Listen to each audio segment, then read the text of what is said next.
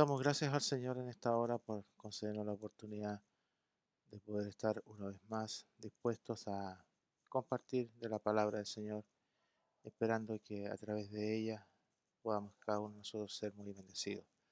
Tenemos para hoy domingo el título de la lección, Cristo como nuestro sumo sacerdote.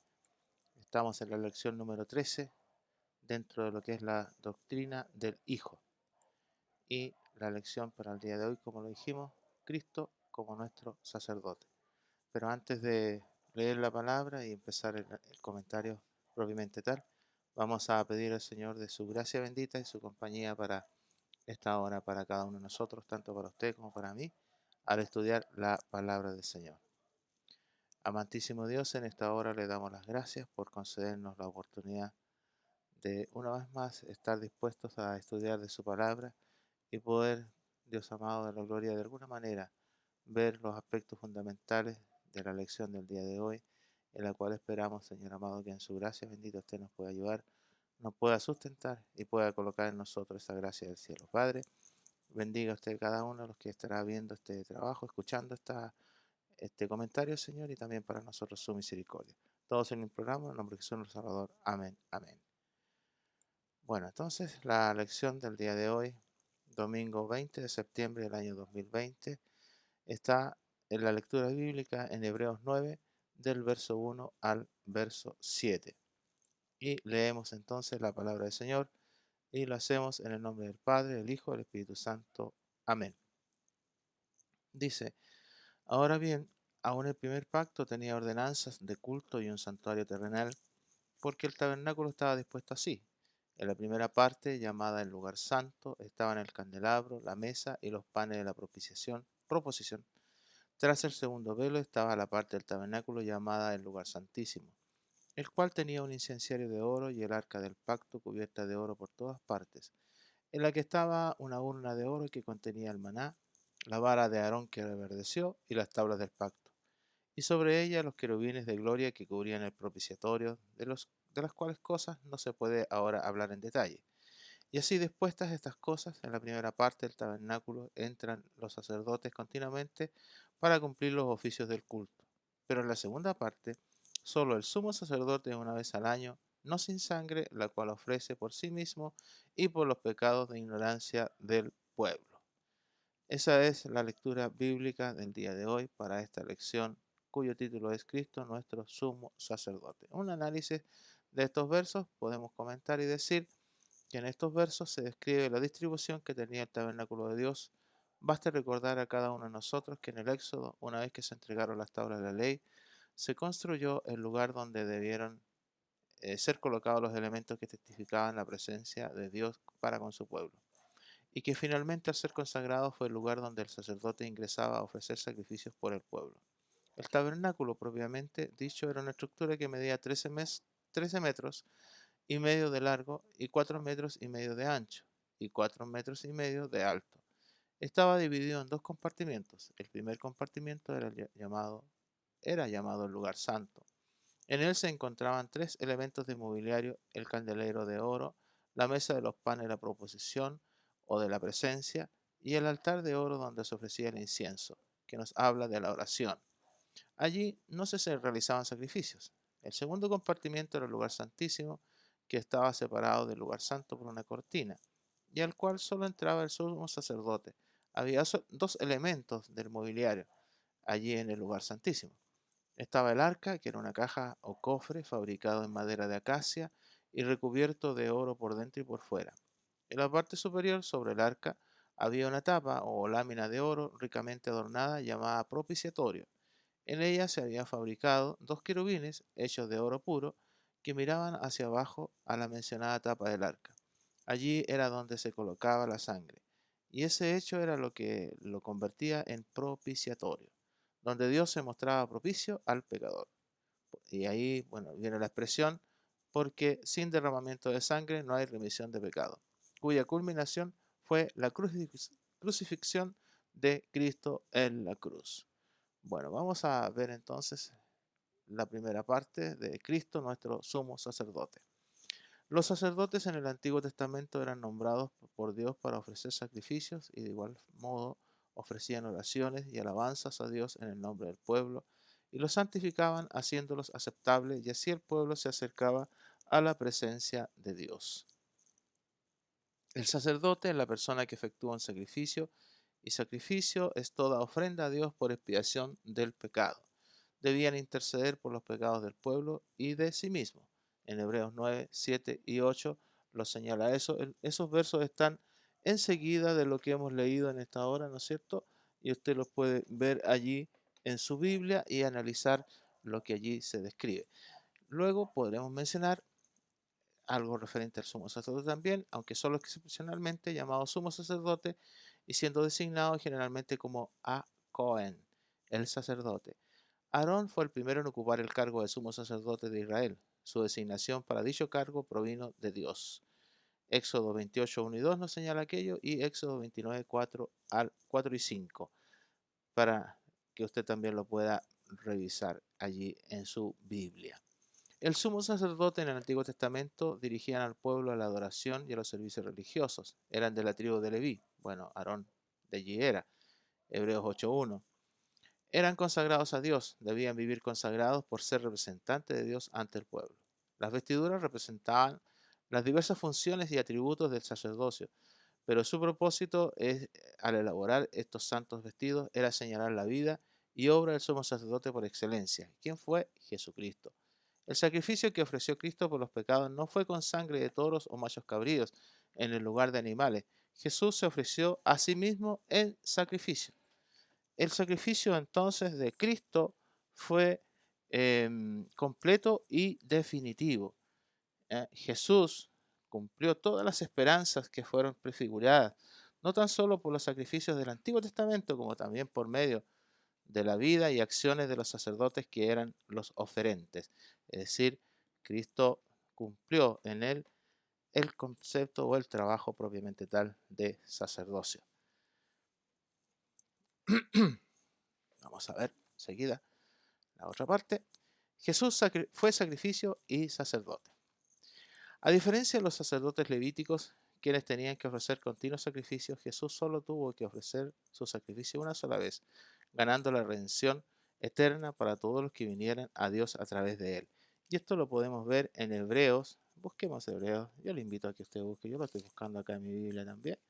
Hebreos capítulo 9, verso 12, que nos dice lo siguiente: y no por sangre de machos cabríos ni de becerros, sino por su propia sangre, entró una vez para siempre en el lugar santísimo, habiendo obtenido eterna redención. Eso es lo que acabamos de mencionar. Fue sacerdote que se ofreció en sacrificio. El sumo sacerdote que provino desde la eternidad y se presentó ante Dios en favor nuestro, y así poder poner fin a los sacrificios de los animales. Ya no hubieron más animales sacrificados, sino que Cristo es nuestro sumo sacerdote porque Él dio su vida y en la cruz. Bueno, siguiendo un poquito en la descripción del sacerdocio, los sacerdotes entraban en fecha determinada a la presencia de Dios en favor del pueblo. Cristo, nuestro gran sumo sacerdote, nos lleva a la presencia de Dios, de modo que no tenemos necesidad de un templo ni tampoco un sacerdocio especial. Es decir, Él tiene la oportunidad de darnos a nosotros la salvación por ese sacrificio que Él realizó. Vamos a ver ahora entonces lo que es el texto para memorizar. Este está en Hebreos 10, verso 4, y lo vamos a ver enseguida. Es una descripción, ¿no es cierto?, ciertamente de los sacrificios que ya quedaron atrás y que ahora Cristo suplió este sacrificio. Porque la sangre, dice el texto, de los toros y de los machos cabríos no puede quitar los pecados. Es decir, ya el sacrificio de animales queda atrás, porque ciertamente Cristo es nuestro sacrificio, y vamos a pasar enseguida a ver entonces lo que es Cristo, sacrificio perfecto y único. Pero antes de pasar a más adelante, vamos a analizar un poquito Hebreos 10:4, ¿no es cierto?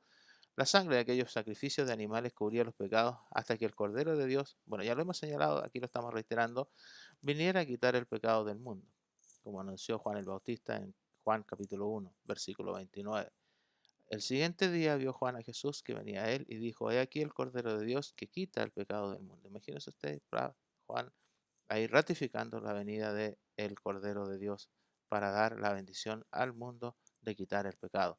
Encontramos en este pasaje el cumplimiento de la profecía del Salvador del mundo, ya que Él daba su vida en propiciación por los pecados de la humanidad. Es decir, creo que queda clarísimo el concepto de la acción de Cristo como nuestro sumo sacerdote, porque Él se sacrificó perfecto y único, como es la otra parte que vamos a ver enseguida. Cristo, sacrificio perfecto y único. Jesús no entró a un templo terrenal, al lugar interior, lugar santísimo, sino que al equivalente a la misma presencia de Dios en el cielo. Es decir, ya no está en el tabernáculo físico en la tierra, sino que en la presencia de Dios. Y el sacrificio de Cristo también es un sacrificio único. Y es único en el sentido de que no hay, ni habrá jamás, un sacrificio que cumpla en su totalidad y con la misma tonalidad con los requisitos sacrificales como el sacrificio único y perfecto de Cristo. Único y perfecto. Qué bendición. Ahora, entonces Cristo ahora ha llegado a ser el sumo sacerdote por sobre todas las cosas buenas que han venido. Él entró en ese tabernáculo superior y más perfecto que está en el cielo, el cual no fue hecho por manos humanas ni forma parte del mundo creado. Con su propia sangre, no con la sangre de cabras ni de becerros, como ya hemos visto que quedan atrás los sacrificios de animales, entró en el lugar santísimo una sola vez y para siempre y aseguró nuestra redención eterna. Qué bendición, qué maravilloso. Es nuestra esperanza que lo veremos allí. Hoy tenemos un privilegio superarlos a los del Antiguo Testamento. ¿Por qué? Porque en el Antiguo Testamento ellos no podían entrar al lugar santo, ya que solo podían entrar los sacerdotes y solo el sumo sacerdote podía entrar al lugar santísimo. Cristo ofreció sacrificio perfecto por los pecados y fue en ese instante que la cortina o velo que cubría el lugar santísimo se rasgó de arriba abajo. El camino de acceso a Dios entonces en el cielo quedaba abierto mediante la muerte de Jesús el Cristo. Vamos a ver la referencia al expositor y Hebreos es el mayor, eh, la- el mayor, los capítulos que nos otorgan mayores versos en relación a lo que estamos mencionando, ¿no es cierto? El expositor nos dice Hebreos 9:24 y Hebreos 24 dice, porque no entró Cristo en el santuario hecho de mano, figura del verdadero, sino en el cielo mismo, para presentarse ahora por nosotros ante Dios. Aquello que era una figura, el tabernáculo terreno, pasa, ¿no es cierto?, a quedar de lado y ahora Cristo es el que llega a la presencia de Dios. La otra referencia, Hebreos 6, 19 y 20, la cual tenemos como segura y firme ancla del alma y que penetra hasta dentro del velo, donde Jesús entró por nosotros como precursor, hecho sumo sacerdote para siempre según el orden de Melquisedec. Qué bendición, qué bonito verso. Tenemos el otro verso, ¿no es cierto? Hebreos 10, 19 al 22, y nos dice, así que hermanos, teniendo libertad para entrar en el lugar santísimo por la sangre de Jesucristo, por el camino nuevo y vivo que Él nos abrió a través del velo, esto es, de su carne, y teniendo un gran sacerdote sobre la casa de Dios, acerquémonos con corazón sincero, en plena certidumbre de fe, purificados los corazones de mala conciencia y lavados los cuerpos con agua pura. Es decir, una oportunidad en que usted y yo ahora tenemos de alcanzar esta bendición por este sacrificio perfecto y único que hizo Cristo para alcanzar esa bendición. Ahora, Cristo, la tercera parte, ¿no es cierto? Cristo, nuestro sumo sacerdote celestial. Qué importante es analizar la lección del día de hoy, porque ciertamente en ella encontramos una bendición muy importante. Cristo, nuestro sumo sacerdote, ¿no es cierto?, celestial. Ya hemos visto, ¿no es cierto?, como el sacrificio que él realizó y ahora ya como sumo sacerdote celestial, en la presencia de Dios. El orar en favor del pueblo es una función sacerdotal en el Antiguo Testamento. El autor de Hebreos dice que Jesús cumple esa función.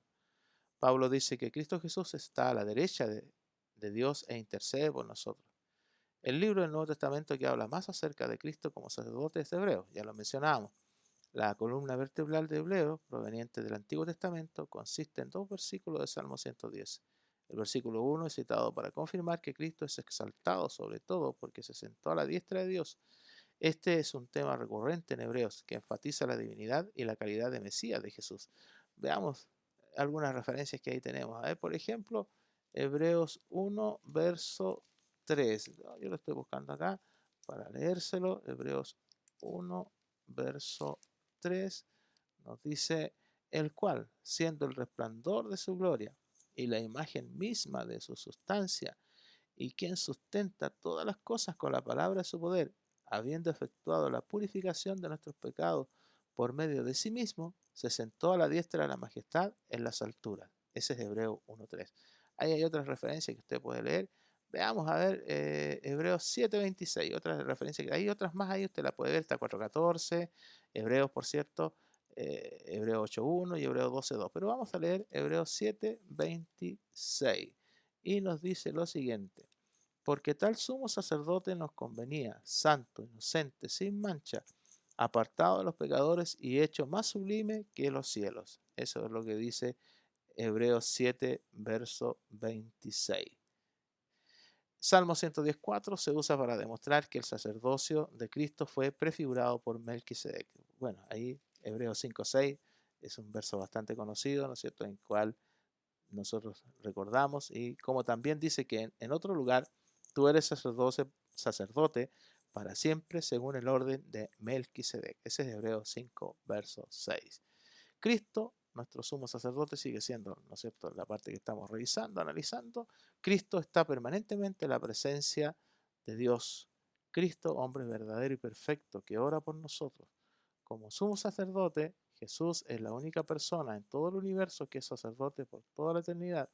Dios sacerdote celestial, aunque el Evangelio y los apóstoles le dan título de sacerdote, su sacerdocio no es el tema central de la Biblia.